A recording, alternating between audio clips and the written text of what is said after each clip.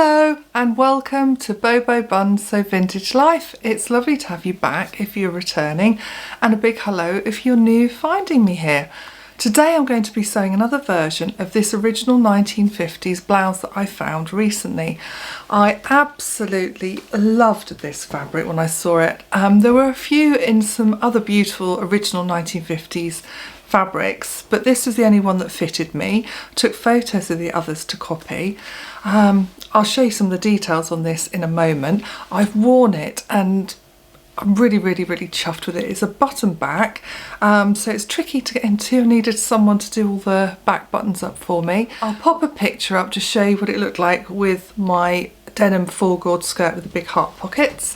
You know, when I wore it, I just felt really good. It's just such a lovely, classic, simple blouse shape that I think will take you all through the year.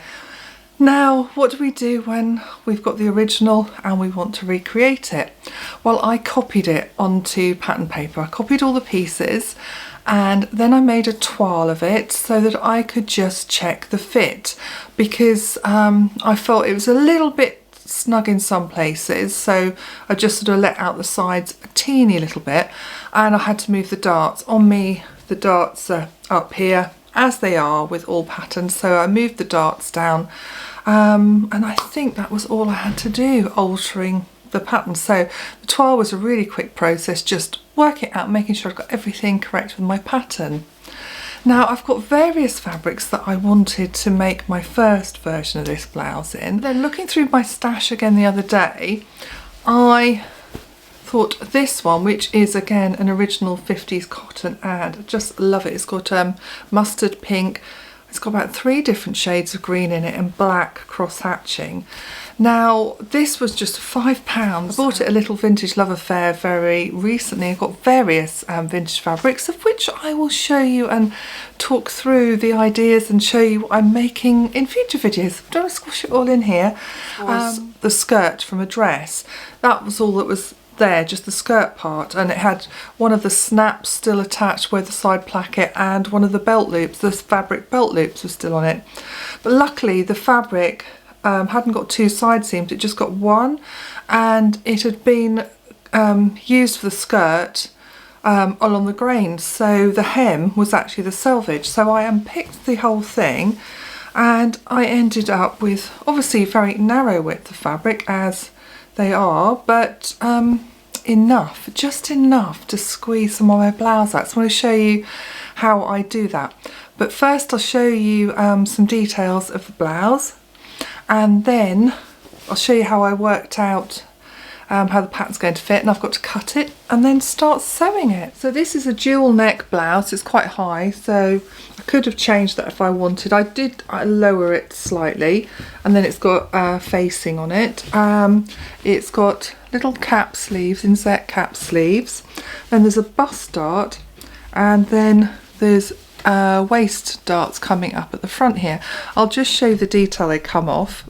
This is my favourite detail.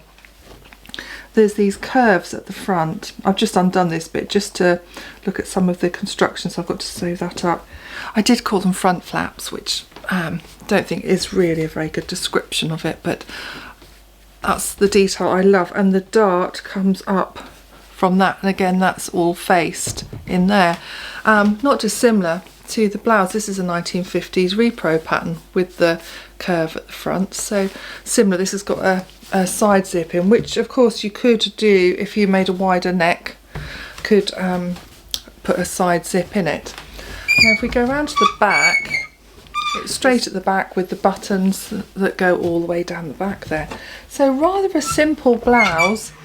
Oh, and there's double darts in the back as well, just for some more shaping. Just thought my other choices, I've got to think what buttons I want to go with this. That's always a really important decision, isn't it? So I'll have to get my button tin out and have a little think. I've got out some of my vintage buttons, of which I have many because I absolutely love vintage buttons, as do most of us. These are a couple of the tins here. I just thought you might like to see some of the really beautiful ones. I've got a couple of these glass ones here, which are really pretty. One of my favourite ones is this one. It's a cream one with a silver ship on it. It's really beautiful, and the birds at the top. It might be clouds, I'm not quite sure. I think it's probably birds. So I'm looking closely, I think there's people on the boat, which is handy because they're sailing it. Now I'm thinking about pinks or greens. I did put yellow beside here, but that's just far too zingy. I need more of a mustard yellow for this fabric, so I haven't got a mustard yellow. My other consideration was these 1940s propeller buttons, which I think look really lovely. I do need sort of chunkier buttons on the back, and then I will only need about 6 rather than, if I use small, I need more of them. But I don't think they're the right ones, those ones. So do I use these buttons? Go for sort of blending in with the green or standing out with the pink? I'm tempted for the pink. It would be either of those ones that I'm going to end up using. So that's that choice made. I need to show you the inside of this blouse. When I looked over it, because obviously making a pattern of something you need to sort of go back to the beginning and work out how they've constructed it, and really the back and the front are just a basic bodice. And I saw here the button stand, yeah, we'll open up the same on the other side with the buttons, is just grown on. It's just continued at the side, and they've used the raw edge of the selvage, so they haven't had to turn anything under. And that's what I'm going to do with my bit of fabric, because it just about works with the width of the fabric. And then there's quite a deep facing along here, which is curved in to, that's the side seam, and then it meets here. This is at the front, either side of the centre flap is a dart that comes along. So I needed to measure the width of that dart and the height of that. The same for the bust dart. And on the back, where is it hiding on the back? Here it is a double-ended dart. So I had to measure all of those and copy them in. This is actually a label. It's Maxton, which I've found over the internet. I think it was quite popular in the 50s, you know, and I think it still continued in the 80s as a label. This has got a very handmade feel to it, even though it's got Maxton in it. So I do wonder if somebody, you know, made these as piecework rather than they're mass-produced. So all my pieces I need are a front and a back, sleeves, and the facing for the neck. I chose to do facing for the sleeve, but actually what they've done is they've lined the sleeve, so the sleeve is of a thicker fabric, but it's a cap sleeve. And I need facing for the bottom, and then obviously my buttons.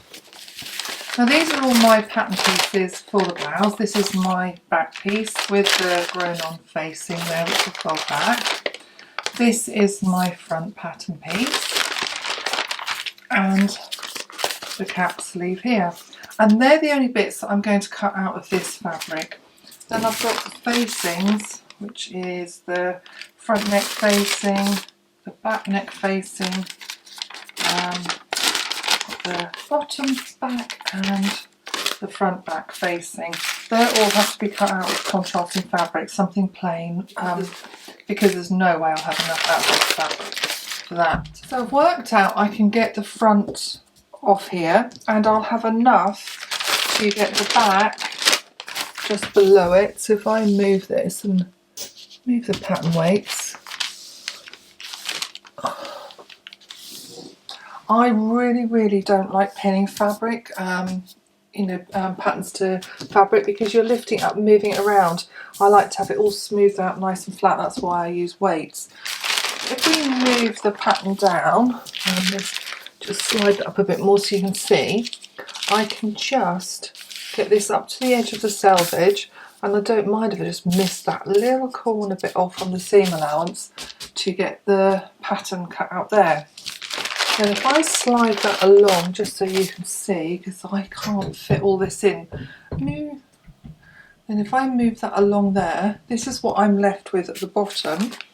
Opening this bit out flat, I will have enough, actually I want to do it that way, to get the sleeve out of this bottom bit. But of course that will only be one sleeve. So I'm going to solve the problem of the sleeve. If we come back to the top up here, let's put those weights on again.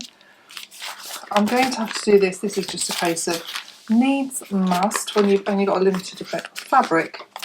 Is I'm going to be able to cut that much of the sleeve out of this bit. Probably move it along a little bit because I'm going to have to add these ends on from the bit of fabric that'll be underneath to sew on, and I don't mind so much if I have seam lines there. They'll be sort of coming towards the back of my arm, and that's what you've just got to do if you want to repurpose this lovely fabric and save it and enjoy wearing it. So I'm going to get on with cutting this out and then I can start sewing it, which is really, really exciting.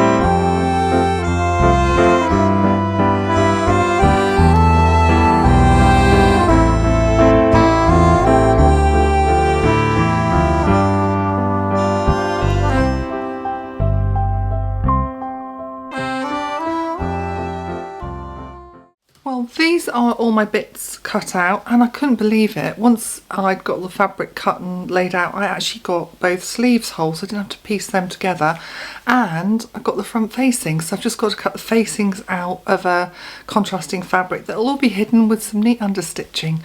So it's time to start sewing up the blouse, which is very...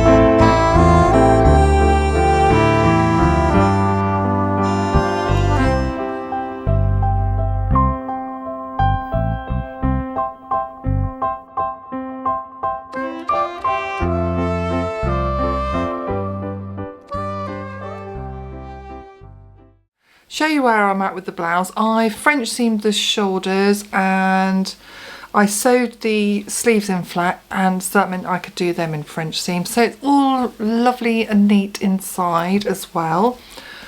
I'm going to either bias bind or do facings on the hems to turn them back. I think I cut something out, I can't remember. Or a hem, I can't remember what I'm doing with that. We'll get to that in a bit.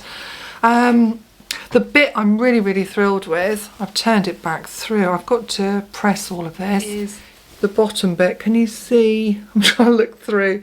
The curves on the bottom. I'm really pleased how they went with the darts from the bust down to here.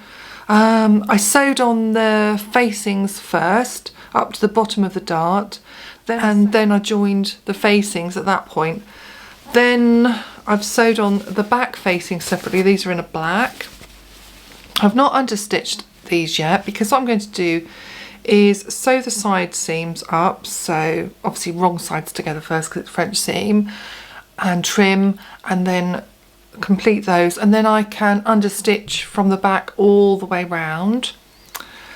And then what have I got to do after that? Turn in the back for the button stands. I'm going to interface that because even though the original 1950s blouse isn't interfaced, this is really fragile fabric. It's really fine cotton, sort of cotton lawn weight. So I'm going to interface that to strengthen that. Oh yes, and I've got to do the facings at the neck. So that's where we've got to so far. I will show you one other thing. Put the top down. I cut out another blouse in this lovely cotton. So the same blouse, so I'm going to sew that up too. I did actually cut out some other things. I've cut out some navy twill trousers, some wide leg twill trousers. I'm working on a 1950s dress, of which the skirt is here in this delicious rose fabric, 1950s rose fabric. So that's on the back of my chair. And then this month's Patreon project, or one of them, was the cocoa bodice, which I did in a navy. And I've just made another one. This is a lovely 1950s fabric. I was going to do something to make sort of use of the chevrons, you know, so they'd all coincide. This is for bows on the neckline, on the keyhole neckline. And if you see up close, I've put rickrack all on the yoke, in between the seam of the yoke. So I'm working on that, and that's all faced inside. So I'm working on this dress too. I did want to do a different type of sleeve, more of a puff sleeve, but the nature of vintage fabric, I've had to do little cap sleeves so that I could cut enough out. So yeah, I'm working on quite a few projects at the moment, but the one we're concentrating on is this 1950s blouse. So I better get on with the sewing, hadn't I? And then I can show it to you when we're all done. I am nearly there with the blouse. I am, you know, really pleased with how it's coming along. So I've got the facing in. I've decided to hem the sleeves. I just didn't want to cut anything else out. I wanted them quite fine, so top stitched around there. And I have, this doesn't fit as well on here because my bosoms are like here and Foxy's are here, but it fits really nicely. So I've got the back all turned over, so I've got to do the buttonholes, put the buttons on, just so, like, you know, the facings down and whatever. And I just wanted to show you the bottom, so I'll come in and show you the bottom, because whilst I understitched, I actually managed to get all the way around these curves for understitching. I decided to top stitch it to make it look a little bit more crisp. I just realised I've gone up a little bit on one side more than the other, but it's just nothing terrible. I keep doing that, don't I? So I'll just give you a zoom in and then you can see what I'm talking about. So I've top stitched all around these curves here. I am so pleased with how this looks. You know, you've got the facing under there and this little shaping, which is the thing that gives this blouse its added detail. Buttons on, then I will be able to put the blouse on and show you what it looks like. I have absolutely loved sewing this. You know, when you find something and you want to recreate it, and to be able to do that is just so wonderful. So you will just have me modelling this at the end. I'm running out of time. In reality check, you know, this isn't professional filmmaker time, is it? It's Friday afternoon here. Everyone's going to be in from work soon, so then I won't be able to film because there'll be all noise and backwards and forwards.